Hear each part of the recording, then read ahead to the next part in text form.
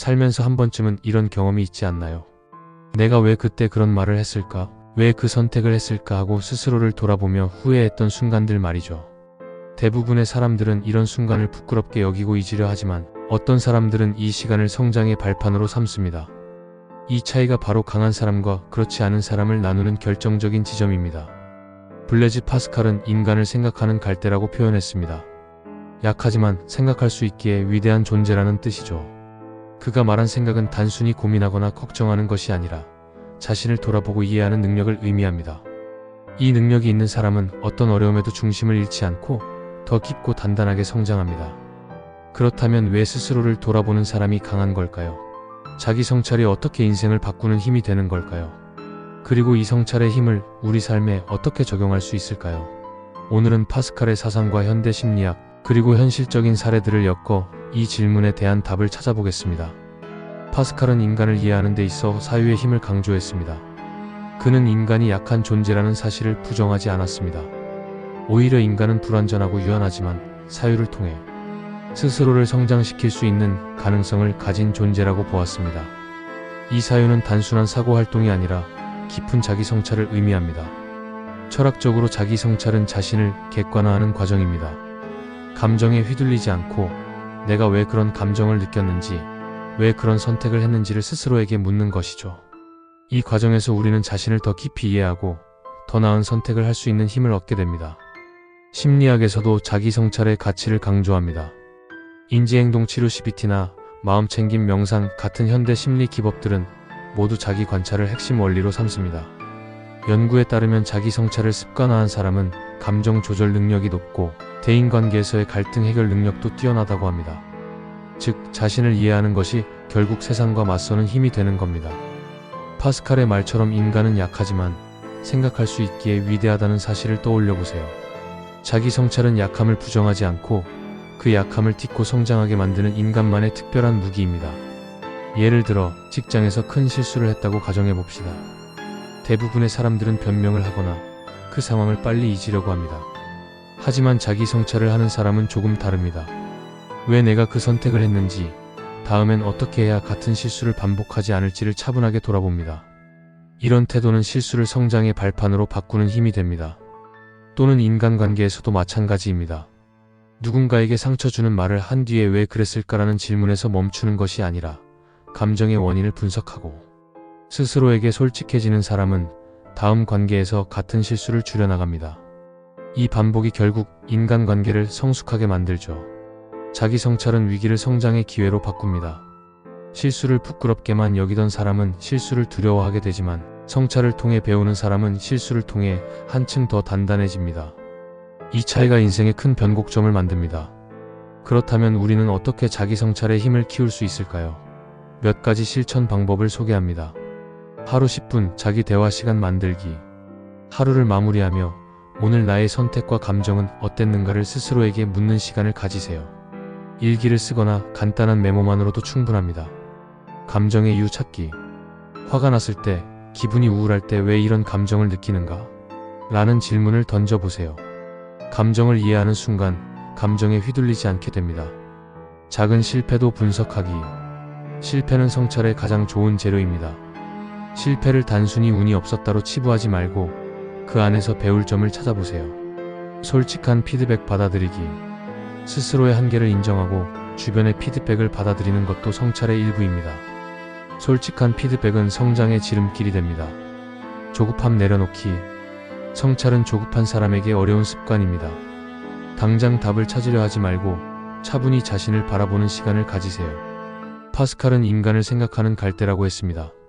바람에 쉽게 흔들릴 만큼 연약하지만 스스로를 돌아볼 수 있기에 어떤 폭풍에도 꺾이지 않는 존재라는 뜻입니다. 삶은 끊임없이 우리를 흔듭니다. 실패, 상처, 후회, 불안하지만 스스로를 바라볼 용기가 있는 사람은 그 어떤 흔들림 속에서도 중심을 잃지 않습니다. 자기 성찰은 완벽해지기 위한 과정이 아니라 매일 조금씩 단단해지기 위한 훈련입니다. 강한 사람과 그렇지 않은 사람을 가르는 가장 큰 차이는 자기 성찰의 깊이입니다. 외부 세계는 우리가 통제할 수 없는 변수가 많지만 스스로를 돌아보고 변화시키는 건 오직 자신만이 할 수 있는 영역이죠. 이 자기 성찰이야말로 변하지 않는 내적 근력이 됩니다. 파스칼은 인간의 위대함은 자신을 인식하는 것에 있다고 말했습니다. 남들이 뭐라 하든 세상이 어떻게 흔들리든 스스로를 정확히 바라볼 수 있는 사람은 흔들림 속에서도 균형을 잡을 수 있습니다.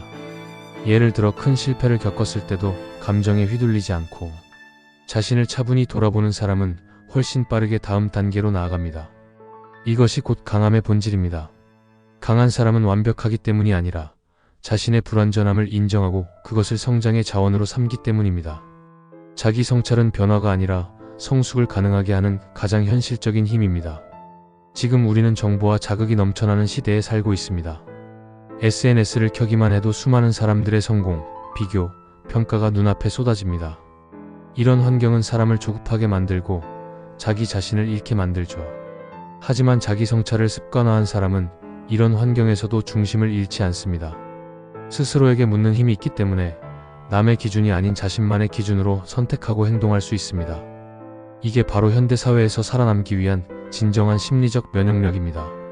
심리학자 브라운 박사의 연구에 따르면 자기 성찰을 통해 스스로의 감정과 행동을 정리하는 사람은 스트레스 상황에서도 침착함을 유지할 확률이 높고 장기적으로 우울이나 번아웃에 빠질 가능성이 현저히 낮다고 합니다. 즉, 자기 성찰은 단순한 철학적 개념이 아니라 빠르게 변하는 현대 사회에서 정신적 안정과 지속적인 성장을 위한 실질적인 도구입니다. 더 강한 사람이 되고 싶다면 자기 성찰을 깊이 있게 실천해야 합니다. 다음은 실질적으로 도움이 되는 방법들입니다. 하루의 감정을 기록하기. 단순히 오늘은 좋았다가 아니라 왜 좋았는지, 왜 힘들었는지 구체적으로 적어보세요. 단어로 정리하는 순간 감정의 정리가 시작됩니다. 실패의 원인을 분석하기. 실패를 감추거나 외면하면 같은 실수를 반복하게 됩니다. 실패를 차분히 기록하고 그 원인을 객관적으로 분석하는 습관을 들이세요. 타인의 시선에서 자신 보기. 내가 아닌 제3자의 시선에서 나를 바라보는 연습을 해보세요. 객관화가 될수록 감정에 휘둘리지 않고 본질을 보게 됩니다. 정기적으로 멈추는 시간 갖기. 바쁜 삶 속에서도 일부러 아무것도 하지 않는 시간을 만들어 보세요. 멈춰야 비로소 들리는 생각이 있습니다. 질문을 던지는 습관. 내가 진짜 원하는 건 무엇일까? 이 선택은 정말 내 선택일까? 와 같은 질문을 스스로에게 던지며 본질을 탐구하는 시간을 가져보세요. 성찰을 통해 얻는 진짜 자유. 스스로를 돌아볼 수 있는 사람은 결국 자유로워집니다. 과거의 실패에 붙잡히지 않고 타인의 평가에 흔들리지 않으며 미래에 대한 불안에도 덜 휘둘립니다. 그 자유로움이 새로운 도전의 용기와 안정감을 동시에 줍니다. 자기 성찰이란 바로 그 생각의 힘을 극대화하는 과정입니다. 결국 강한 사람은 태어나는 것이 아니라 스스로를 깊이 들여다보고 그 안에서 답을 찾는 사람입니다. 자기 성찰은 고요하지만 그 고요함 속에서 인생을 바꾸는 강력한 힘이 자랍니다. 자기 성찰은 단순한 생각 이상의 힘을 가지고 있습니다. 심리학적으로 보면 자기 성찰은 뇌가 복잡한 감정을 처리하고 정리하는 데 중요한 역할을 합니다. 뇌과학 연구에 따르면 자신의 행동과 감정을 객관적으로 돌아보는 과정은 전두엽을 활성화시키고 감정을 조절하는 능력을 강화한다고 합니다. 이 덕분에 감정에 휘둘리지 않고 이성적으로 판단하는 힘이 길러집니다. 예를 들어 화가 나는 상황에서 충동적으로 반응하는 대신 잠시 멈춰 자신을 돌아보는 사람은 더 현명한 선택을 할 수 있습니다. 이런 훈련이 반복되면 갈등 상황이나 위기 상황에서도 흔들리지 않는 안정적인 태도를 유지할 수 있게 됩니다. 결국 자기 성찰은 감정의 주인이 되는 힘을 길러주는 셈입니다. 자기 성찰이 주는 관계의 힘. 강한 사람은 혼자만 강한 것이 아닙니다. 자기 성찰을 통해 타인을 이해하고 관계를 건강하게 유지할 수 있는 힘도 얻습니다. 왜냐하면 자기 성찰을 자주 하는 사람은 자신의 감정을 이해하고 인정할 수 있기 때문에 타인의 감정에도 공감할 여유가 생기기 때문이죠. 직장이나 인간관계에서 갈등이 생겼을 때 스스로를 돌아보고 차분히 상황을 분석하는 사람은 대화의 주도권을 잃지 않습니다. 감정에 휩쓸려 불필요한 말로 상황을 악화시키지 않고 상대의 입장을 이해하며 문제를 해결하는 방향으로 나아갈 수 있습니다. 이런 태도는 곧 신뢰로 이어지고 신뢰는 결국 더 큰 기회와 성공으로 돌아옵니다. 자기 성찰을 잘하는 사람들에게는 몇 가지 공통점이 있습니다. 자신을 속이지 않는다. 현실을 직시하고 자신이 가진 단점과 한계를 인정합니다. 이 정직함이 변화를 시작하게 합니다. 말보다 행동을 중시한다. 스스로를 돌아본 결과를 삶에 적용합니다. 이건 고쳐야지라는 다짐을 실천으로 옮기기 때문에 성장 속도가 빠릅니다.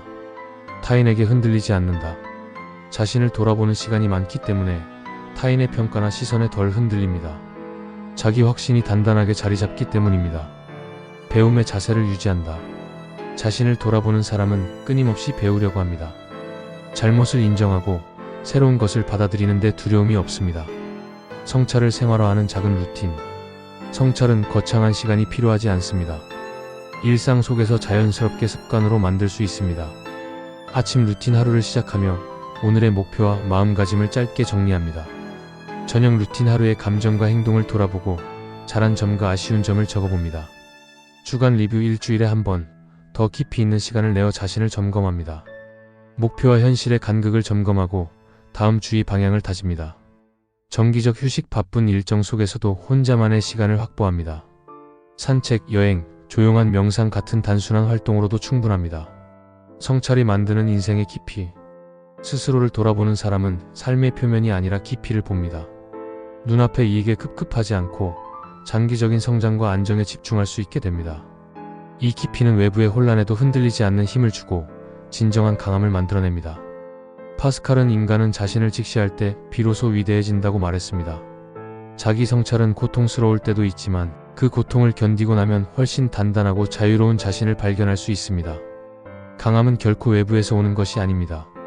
내 안을 들여다보고 그 안에서 방향을 찾는 사람만이 흔들리지 않는 단단함을 가질 수 있습니다.